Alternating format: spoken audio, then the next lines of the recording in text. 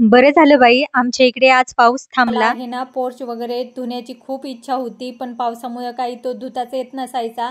पण आज जसं ऊन पडलं ना, तर पहा ना आपल्या गृहिणींचं पण कसं असतं ना, असं छान कडक ऊन पडलं का आपला मेंदू देखील असा फास्ट चालायला लागतो.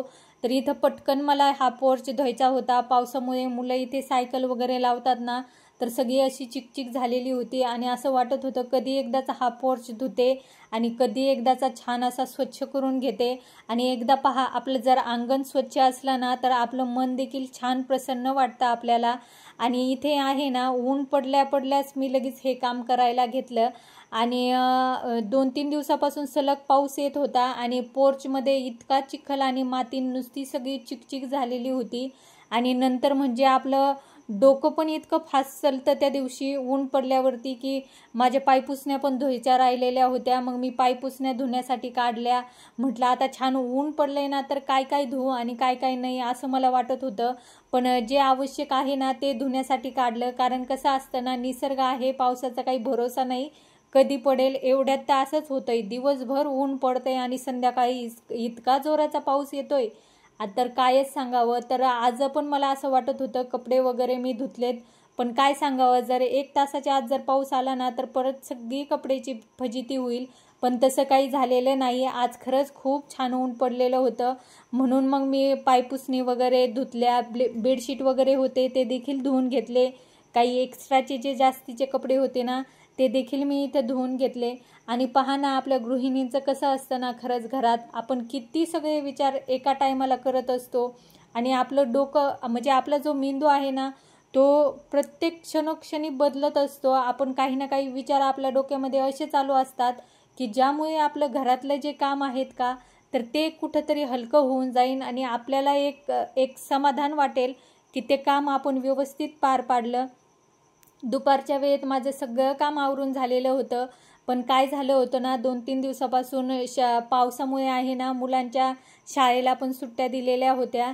आणि अशा प्रकारे आहे ना, ज्या उशा असतात ना, तर ते मला फाटलेली दिसली आणि त्याच्यामधून तो जो कापूस आहे ना, तर तो थोडासा निघत होता. उशी जी आहे ना ती, तर थोडीशीच तिची शिलाई असते ना, तर ती निघलेली होती. म्हणून म्हटलं ते शिलाई निघली तर तिथं पटकन सुयाने दोऱ्याने आपण तिथं शिवून घ्यावात. नाहीतर काय होईल ना, एकदा का लेकरांनी तो कापूस काढायला सुरुवात केली, तर उशीमध्ये काही कापूस राहणार नाही. कापूस तर नसतोच उशांमध्ये, आजकाल ते वेगळंच काहीतरी असतं, पण त्याचं नाव मला नेमकं माहीत नाही.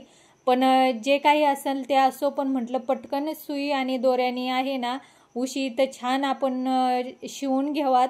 म्हणजे कसं ती व्यवस्थित राहीन. तिला कवर वगैरे घालते आता आणि व्यवस्थित त्यांच्या त्यांच्या जागेवरती या उशा मी ठेवून देते. आणि नंतर आहेत ना, आज मुलांना 2-3 दिवसाच्या सुट्टीनंतर मात्र शाळा होती.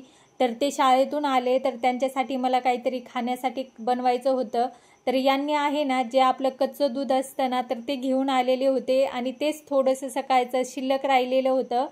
तर मग म्हटलं आता छान गरम करावात आणि त्याच्यामध्ये आहे ना, साखरेऐवजी आपण गूळ टाकावा. मग मी काय केलं, त्याच्यामध्ये गूळ टाकला आणि ते कमी गॅसवर छान असं शिजून घेत होते. आणि त्यात मुलगी आली आणि जो गूळ आहे ना, तिला डब्यामध्ये भरायचा होता आणि तिने तो डब्यामध्ये भरायला मला मदत केली.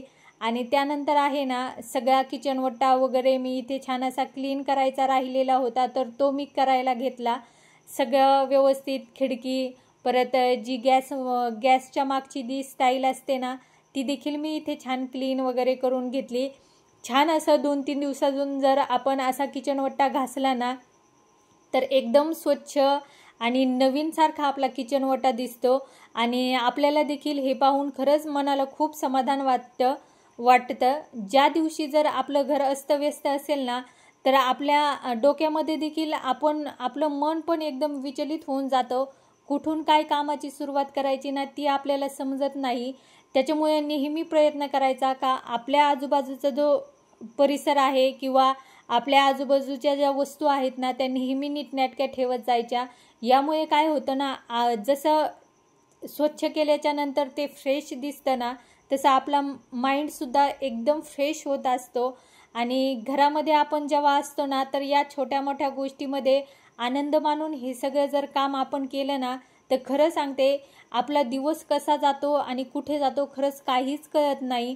आणि इथे आहे ना छान मी भांडे वगैरे झाली माझी घासून, आणि भांडे झाल्याच्या नंतर आहे ना मला सिंकचा जो एरिया असतो ना तो छान असा साफ करायचा होता. तर तो देखील मी, जे नळ वगैरे असतात ना सिंकजवळ, ते जर आपण कधी धुतलेच नाही ना तर त्याच्यावरती अक्षरशः पांढरे डाग दिसतात आपल्याला. आणि मग जर आपल्याला कधी मनामध्ये विचार आला ना तर ते पांढरे डाग काढायचे, तर तुम्हाला खरं सांगते अजिबात निघत नाही.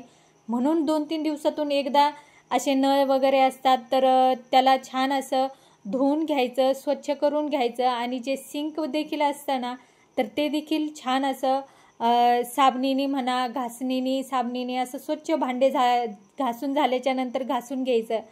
आज सकाळी मुलांना शाळा होती, त्याच्यामुळे काय झालं, जरा लवकरच उठले होते आणि मुलांचं चाललं होतं आज टिफिनसाठी मला बटाट्याची चटणी पाहिजे.